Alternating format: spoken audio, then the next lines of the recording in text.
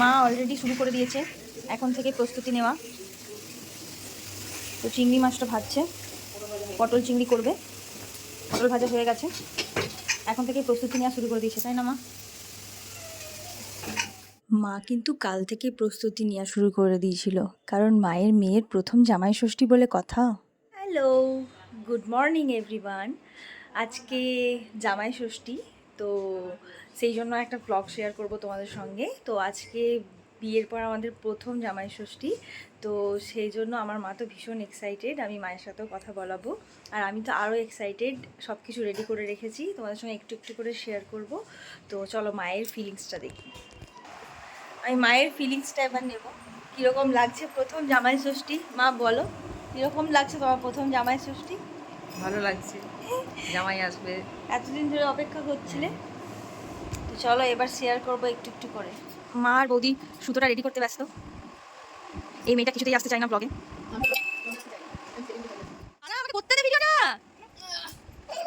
কি বলবো, এই যে এখানে সুতোটা রেডি করছে মা হলুদ দিয়ে। হ্যাঁ ভিজবে, না হলে বলবে। এই যে সুতোটা এবার ভেজাচ্ছে, চলো আবার শেয়ার করবো, পরে আসছি। এটাই ফোটাটা করবে, দাও। হ্যাঁ,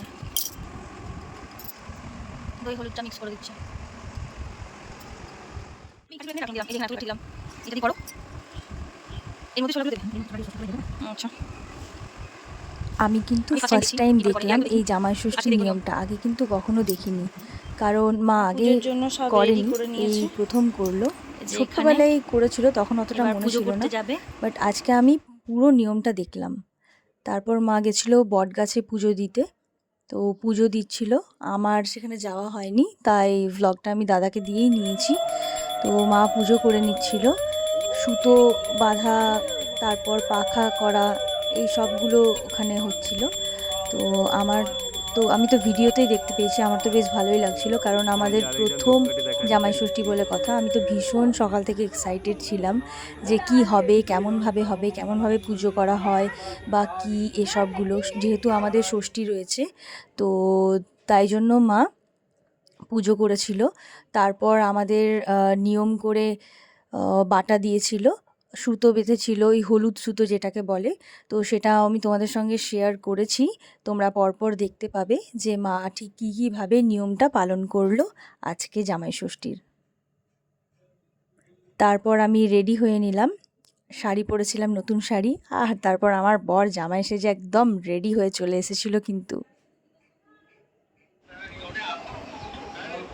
হাসতেই পারিস, আমার বর হাসে না, হাসাতে হয়। তারপর মা আমাদের বাটা দেওয়ার জন্য সব রেডি করে নিয়েছিল, আর তারপর বসে পড়েছিলাম। বাটা দিতে গিয়ে আর নিতে গিয়ে যে কি আনন্দটাই করেছি না, ধারণারও বাইরে। মানে প্রথম তো দেখে একটু অবাকও লাগছিল, ভালোও লাগছিল, এক্সাইটমেন্টও লাগছিল, সব কিছু মিলিয়ে মিশিয়ে যেন একাকার হয়ে গেছিলো আজকে। আমার তো ভীষণ ভীষণ ভীষণ ভালো লেগেছে। আর আমার বরের মুখটা দেখার মতন ছিল, এক একটা রিচুয়ালসে না ও অদ্ভুত অদ্ভুত বিহেভিয়ার করছিল, মানে আর হাসতে তো জানি না, ওকে তো জোর করে হাসাতে হয়, কি বলবো আর। কেন হটাবে, থাক থাক থাক।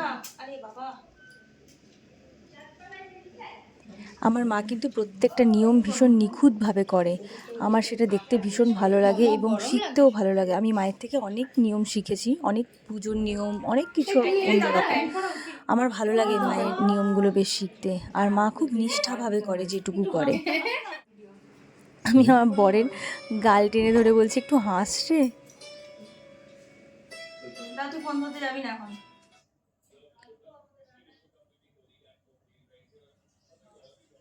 আশীর্বাদ হচ্ছে, বিয়ের পরে আশীর্বাদ।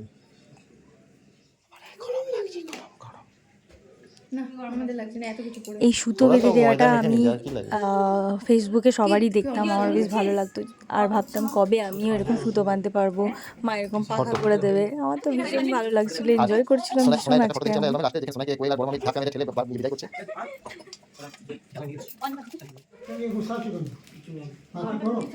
আর তারপর মা আমাদেরকে গিফট দিল, কী গিফট দিল সেটা তোমাদের সঙ্গে আমি শেয়ার করব পরে। আমরাও দিলাম। আর তার সাথে সাথে দাদা, বৌদি আর আমার ভাইপোটাকেও মা বাটা দিয়েছিল, কারণ ষষ্ঠী তো সন্তানদের জন্যই হয়, তো সবাইকেই দিয়েছিল। জামাই কেমন ফিলিং? আমার বরের জল খাবার পালা, মুখটা দেখেই বোঝা যাচ্ছে কিরকম পুরো ফিলিংস হতে লেগ পারে। করছিল সবাই। এই যে জল খাবার, মুখটা ওরম করিস না, খা খা খা। মা এবার লাঞ্চের প্রস্তুতি নিচ্ছে। এই যে এখানে ভাত চেপে গেছে আর ভাজাভুজিগুলো স্টার্ট করে দিয়েছে, আর আমি টুকটাক হেল্প করে দিচ্ছি মশলাগুলো বেটে।